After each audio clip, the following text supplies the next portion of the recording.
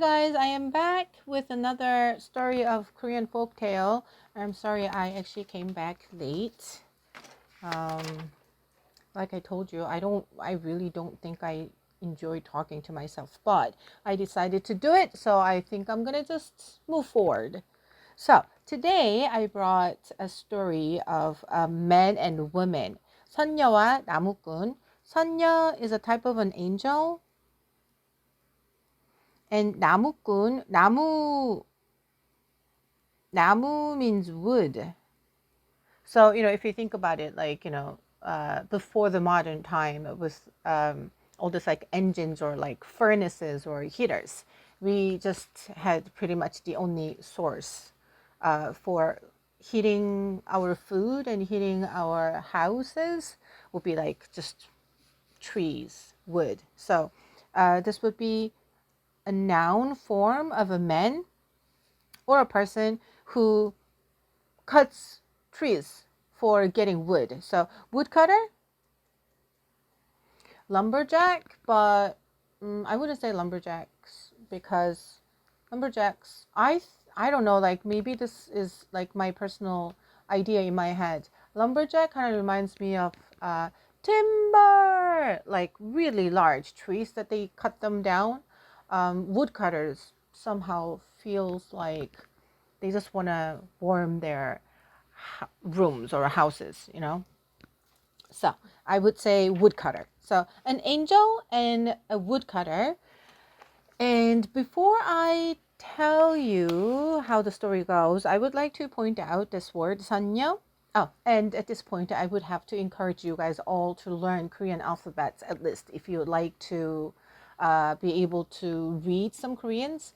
I tell you this every story that I tell you, that Korean language, you learn the alphabets, you read it. You can read it. You have no idea what they mean, but you can actually read it. Like it's one of those languages. So, um, about the story, when you talk about angels, you get the pictures of like angels with that angel rings, smiley faces, and white gowns, like praying for God. Usually, like when I say God, like it's for Jesus Christ, right? But this folktale, the 선녀와 나무꾼, the angel and the woodcutter, comes from a long, long time ago. The last time when I was telling you guys the tale of the two sisters, or another story, what was that? Oh yeah, like both stories were about two sisters. So 장하홍련 or 콩자 나무꾼, they both randomly kind of happened in Joseon Dynasty, but this one kind of goes back. This didn't even happen in Joseon Dynasty. I'm thinking there were more dynasties. We just didn't have Joseon Dynasty alone. Joseon Dynasty lasts 500 years before the actual modern version of Joseon, which we call Korea now, came along. So that's why mainly, like when we talk about traditions and stuff, like they all come from Joseon Dynasty. But before Joseon Dynasty, we had Goryeo Dynasty, Silla Dynasty, like lots of others. And the reason why I'm telling you is because when I looked for the word sanya, okay, so that's sanya. Hang on. So that's sanya that I would like to explain. And this angel version, this is like the modern version from Christianity. We call it 천사.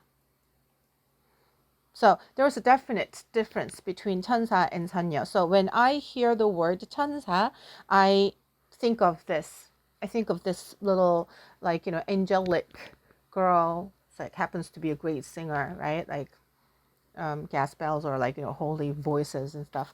But when I hear 선녀, she would be a lot more mature, and she would have this kind of mature looking hair too. And I know that I told you about that, like braided hair means not married, and the hair bun, on the back of their heads, it's the sign for getting like they're married. But these types of angels have angel hair that looks kind of like looks like bunny ears. And many times if you look from the back, so the hair goes up like this, and there are two other pieces that kind of like goes down like that. Again, there are more than one type of hairdos, so I cannot say this is the only style, but it kind of appears this way. And so I looked it up in the dictionary, like the difference between it, and it actually turned out like when we say 선녀, oh my god, where did that sound come from? Sorry guys, that sound pop out from my phone, and I paused the recording and I made all my devices mutual. So they're not going to make any noises, I hope. So anyways, going back to that angel hair and the difference between 선녀 and 천사. 선녀 actually comes from really long time ago. So I don't know if any of you guys are aware of Taoism. It says Taoism. Taoism. This is like some kind of like philosophical thoughts from China. But then when I say China, I'm not talking about China now. I'm talking about the older version of China, like before this communists. Can I say that? I think I can say that, right? Like it's not against the law, right? So the communism China, I'm talking about like thousands of years ago, when there was what kind of dynasties were there? There were like Qing dynasties. There were like all this like crazy different types of dynasties. So Taoism was one of the philosophy that they had. And also many of you guys out there who don't really know much of Korean history, Korea is located in the kind of like between Japan and China, and we were under China for a long time. So it was more kind of like we were not the little brother of China. We were always kind of like the servant country of China. I mean, I don't know, like, I don't want to upset some people who might actually listen to this, but I'm just trying to be straightforward about the facts, about the historical facts. So many times when we have a new king, then the new king would have to pretty much like report that to that the dynasty, like the king of the dynasty in China, and they would kind of like give us the permission. Yeah, okay, so that's fine. Yeah, like everything makes sense. That like, so your former king passed away, so like now the son is taking it over. That's fine. And then they give the Korean king or the Korean future king like new piece of clothes. Of course, like made in silk and everything. Like it'd be really nice too. But so we were influenced in a massive way. And at that point, we didn't even have Korean alphabets. So people who studied enough, people who are educated enough, let me tell you that there are very limited people who are able to read and write. And I mean, like, it's like almost 100% would be like, men. And when I say they were able to write and read, I'm talking about Chinese characters. So this 선녀 form kind of came from Taoism. So when I searched for the word 선녀 in the dictionary, it gave me this interesting word, Taoist fairy.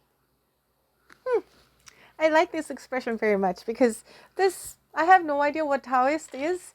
And again, guys, I am not very historical, and I listened to and I studied somewhat of Korean history and stuff, but I tend to forget because it's such a long history that we have.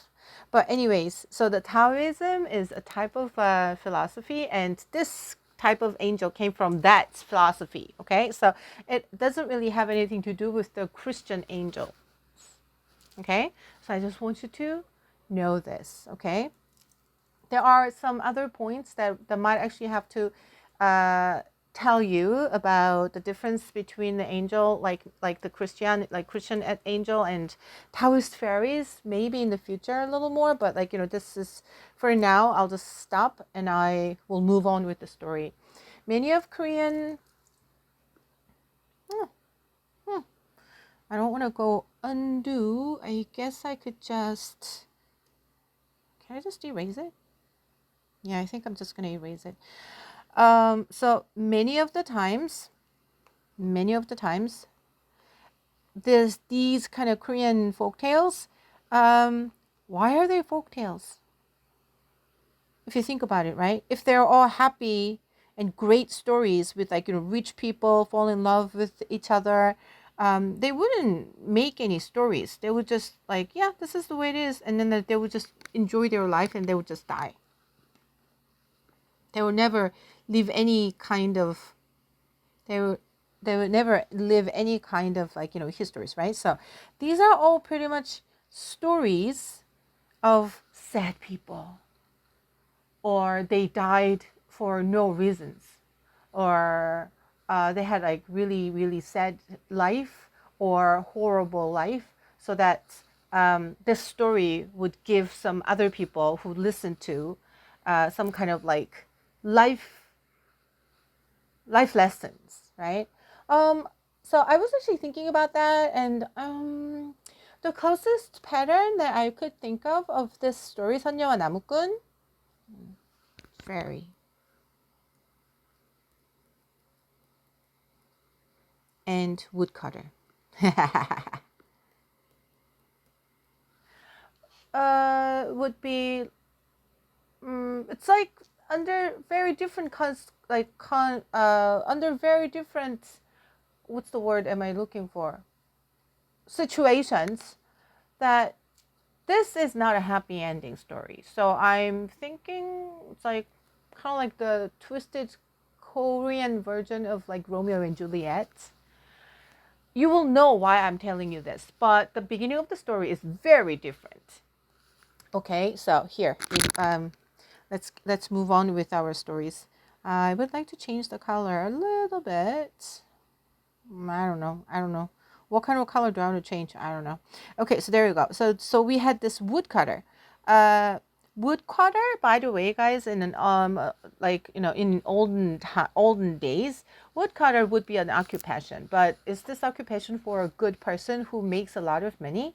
Of course not, right? So woodcutters or water carriers or vendors, those people would be kind of at the bottom of the class, you would say. So this woodcutter actually also had nothing. He just had his 지게, I would say 지게. So to do his job, all he needed was I'm pretty much sure X looks like this, and 지게. X is Korean. X is 도끼. 도끼. So that's 도끼, and 지게 looks kind of like this. So it's got this two pieces of wood, and then there's a bit of support parts, and then there are two pieces that kind of stick out like this. So this way, and they're some kind of strings attached. So this way, all the pieces of wood that he collected would go up like this, and then he would put his arms in here.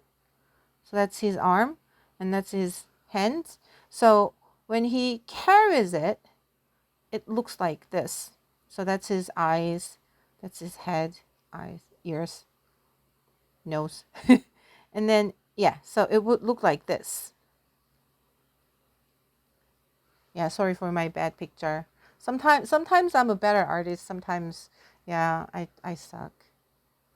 So, anyways, so that's his jjigae.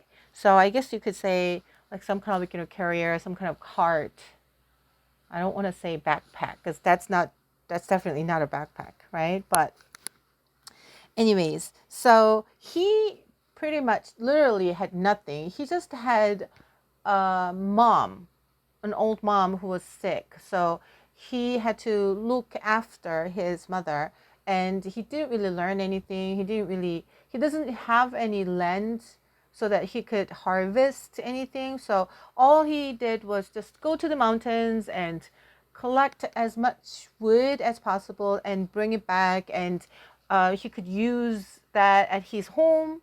But some or a lot, he would take them to the market and he would sell them, right? But then, like, when I sell them, I'm talking about like exchange woods to other, like supplying equipments or like groceries or something. So that was like, like everyday life, every day that's what he was doing. And think about, guys, think about it. Like, he's a single man. He has to get married, but he is not wealthy. He doesn't have anything. All he has is a sick mom who might actually die soon. So nobody is really interested in him. Nobody really wants to, like, no woman would like to get married, right? So he was like, he was an old man, just like old bachelor, just getting old. And the first time, this is how the story starts. So he goes to the mountains.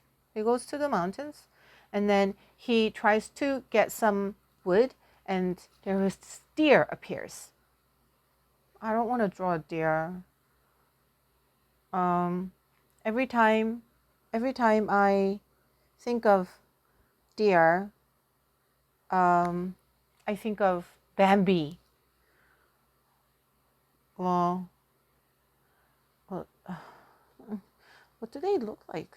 I don't know. I'm just gonna put a short tail and long legs, right? Well, I know that they have like somewhat long legs, legs, and they have some dots, right? Oh, I'm sorry, guys.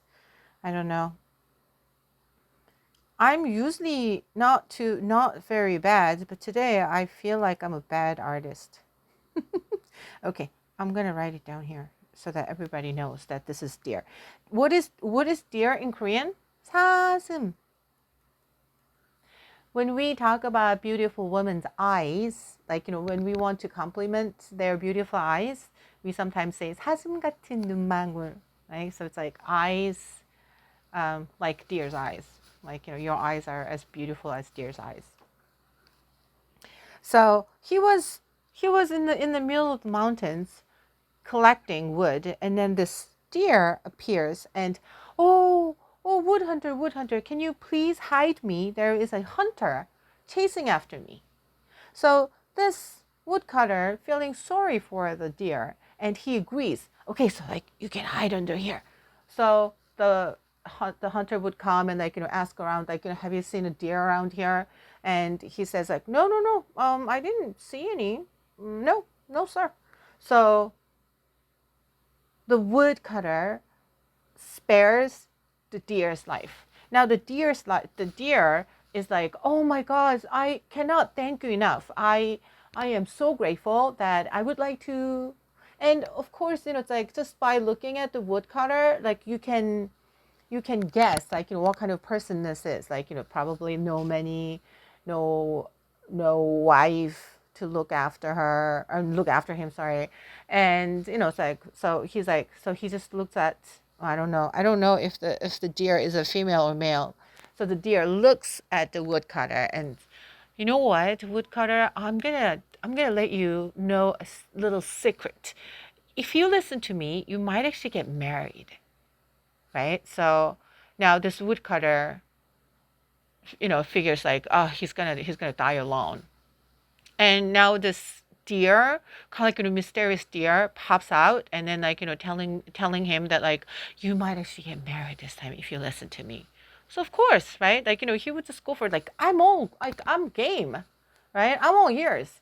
So now this deer tells him that there is this valley and there's like small stream there, and every once in a while there are Taoist fairies coming down from heaven, taking a bath because the water here on the earth is much, much clearer than the water up there. So once in a while, they come down, and this time, so and so day, so and so at night, you peep out. Can I say peep out? Yeah. So you sneak into the valley and you look at them, and you know what you do? Like there's one thing that you have to do.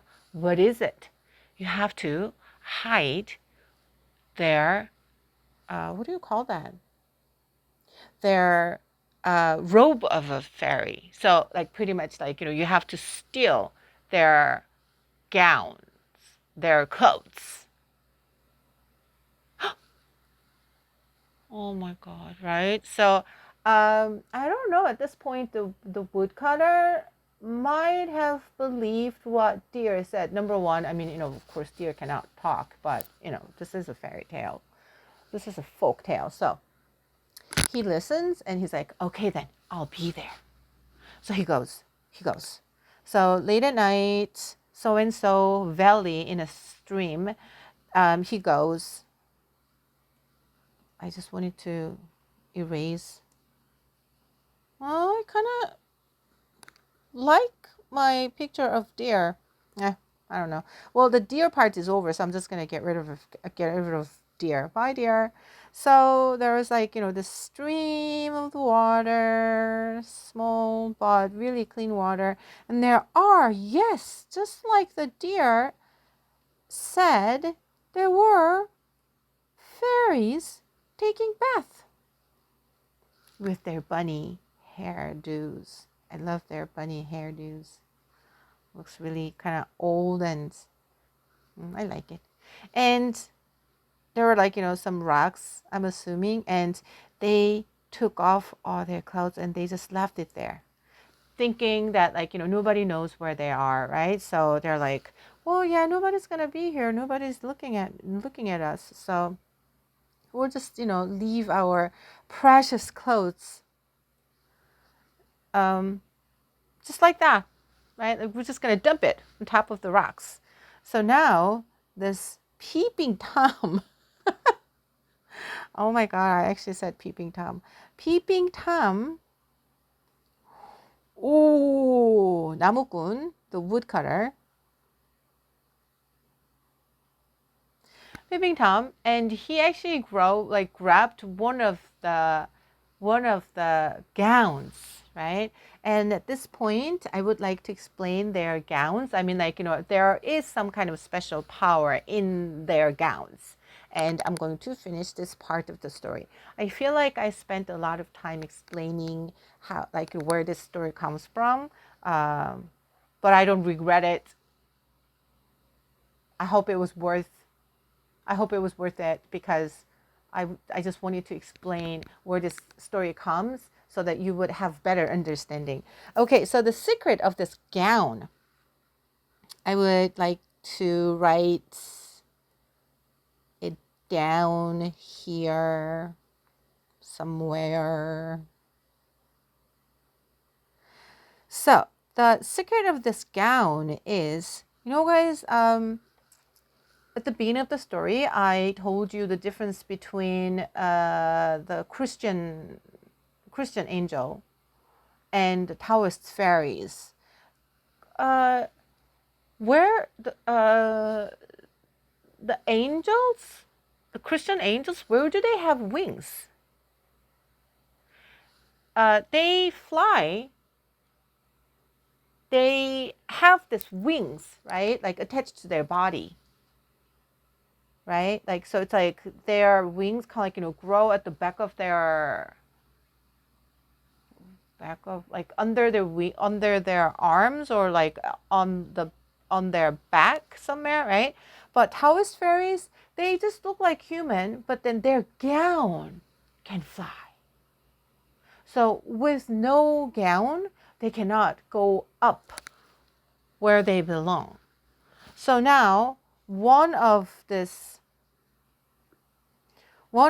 Taoist fairies cannot go home pretty much because he took the power from the fairy, right? So now, so he was here and he grabbed one of the gowns and then he hides. He runs away, right? So now he's gone. Now all the fairies are done with done with the bath, and they were trying to grab and they try to put on their clothes. So how many fairies did I draw? 1, 2, 3, 4, 5. So 5, 1, 2, 3, 4. So 5 fairies are all well dressed, nicely dressed. They're finished putting their gowns on and they're all ready to go up. But then not one. So they all look worried. Oh my God, honey. So she's the, it's like obviously she's the baby out of all the fairies. And which one shall be the...